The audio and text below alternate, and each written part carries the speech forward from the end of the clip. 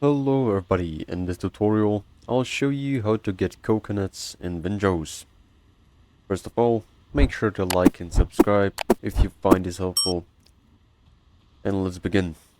So, coconuts can be found in the coastal jungle biome, and to find them you just want to look at a palm.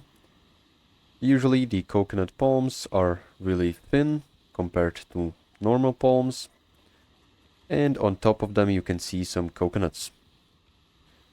Then, if you click E, or just hit it with an axe, the coconuts will fall down. Then you can just collect them, and that's how you get coconuts. And to faster harvest them, you just look at these normal palms. They are much more thicker than the coconut palms, and when you aim at them, you'll see that they are coconut palms. So you just can go running around collecting these coconuts just like this, and you don't even need to look up. So this is going to be all.